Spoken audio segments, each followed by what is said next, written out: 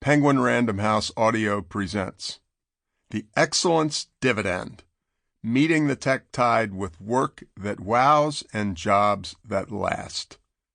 This is the author, Tom Peters. Dedication. Susan Sargent, Inspiration, Prod, Steadfast Partner. Captain Richard E. Anderson, Civil Engineer Corps, United States Navy. Role Model, Mentor Extraordinaire. Gene Webb, Igniter-in-Chief of Intellectual Fires. Bob Waterman, Best Mate in Pursuit of Excellence. Harry Rhodes, Faithful Pal, Game Changer. Darrell Kolb, Kiwi Instigator.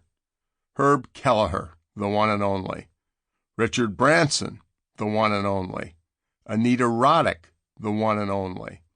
Larry Janeski, King of Basements. Jim Penman, Loves the Tasks We Hate. Vernon Hill, Contrarian, Wowmeister, Fan Maker, Job Creator. Esther Newberg, Sine Qua Non. Sonny Mehta, Sine Qua Non. Epigraph. Excellence, the Triumph of Humanity.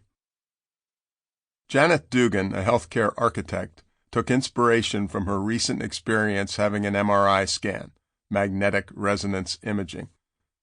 While she was lying still and waiting, she noticed a small mirror that had been placed below the head support piece. It was angled so that she could see through the barrel to the radiology technician and make eye contact with him. What a small thing, she told me, and yet what a difference it made. I felt less alone. I was connected to another person at the very moment I needed support. And even though I'm not claustrophobic, it calmed me some to be able to see out of the barrel. I saw that the technician was friendly and that the nurse went out of her way to make me laugh. I firmly believe in the power of design to contribute to the healing process, that architecture can shape events and transform lives. But that day, in that experience, the thing that really gave me comfort was a tiny mirror about as big as a Band-Aid. Tim Liebrecht, The Business Romantic. Give everything, quantify nothing, and create something greater than yourself. The Pitch. Excellence Now More Than Ever. When In Search of Excellence was published in 1982, America's mood was dire. Recession raged, unemployment stood at 10.8%, the highest since the Great Depression, and Japan's mighty keiretsu were threatening a wide range of American industries, from automobile manufacturers and banks to electronics firms and steelmakers. MBAs, and I was one, had ascended to the top of American business. They tended to relentlessly focus on abstractions, the spreadsheet, the bottom line, the strategic plan. Japanese business chiefs had a different emphasis, an unrelenting quest for continuous product improvement marked by the involvement of every employee every day. America's passionless obsession with numbers, and more numbers was the opening that Japan needed to embarrass us. The automotive industry was especially vulnerable. Compared to theirs, our cars were clunkers. This quote from Honda founder Soichiro Honda overstates the case, but his point is all too well taken. When Congress passes new emissions standards, we hire 50 more engineers, and GM hires 50 more lawyers. Ouch. The In Search of Excellence message was that some U.S. companies did focus on what was right, developing people, obsessing on product quality, seeking inspiring design, and listening to the engineers more intently than to the finance department staffers. As a result, they were scoring in the marketplace.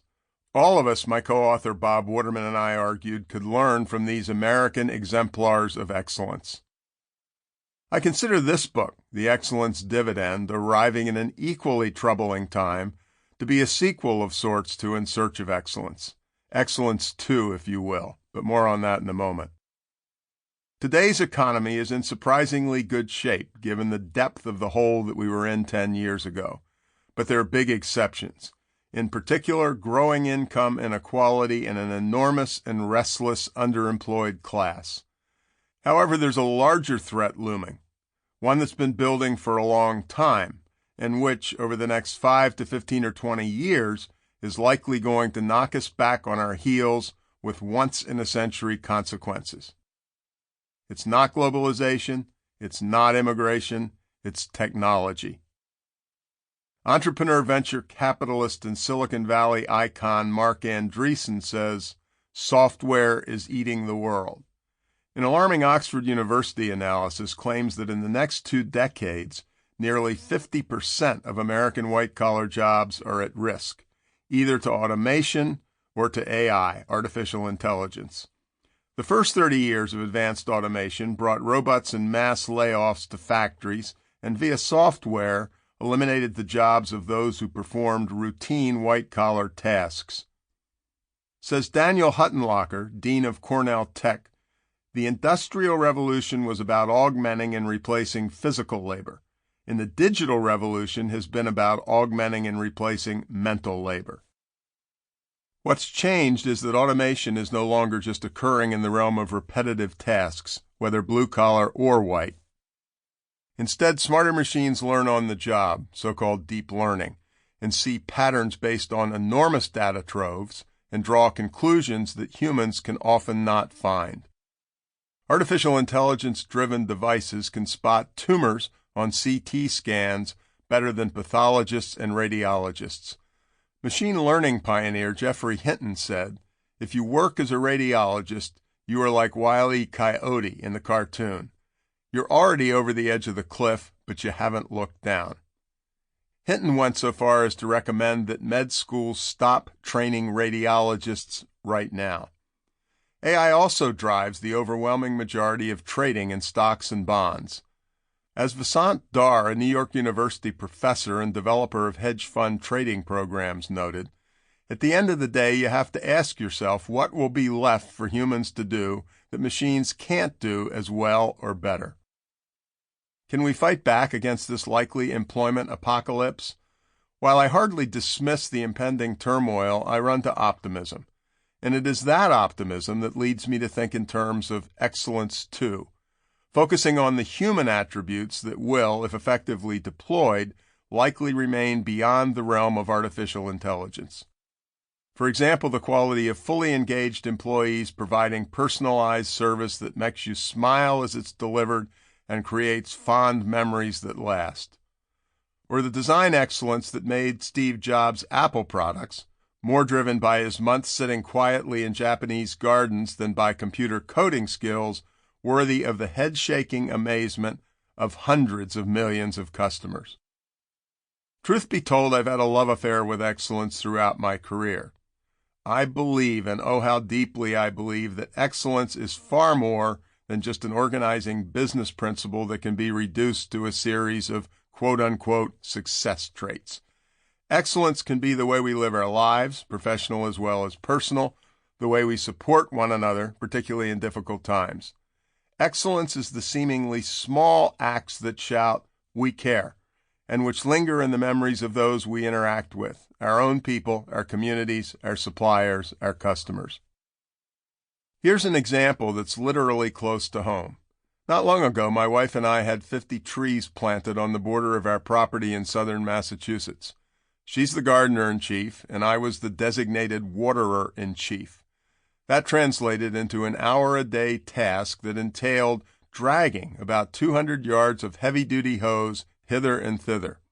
The person who helps us with the lawn in my wife's gardens has to move that bulky hose out of his way when he cuts the grass. To do so, he thoughtfully coiled it with the utmost care, so that when I had to drag it back out to water the trees, there were no kinks, a smooth flow, and the chore was made easy. It was a small but critical act of, yes, excellence. It's tempting to dismiss hose coiling as unimportant when compared with the precision needed to design a computer or run a global business. But that is dead wrong. I've spent my adult life studying excellence, marveling at all its myriad manifestations, and this seemingly tiny display of attention and care is precisely the sort of thing I will remember, and not just Sample complete. Ready to continue?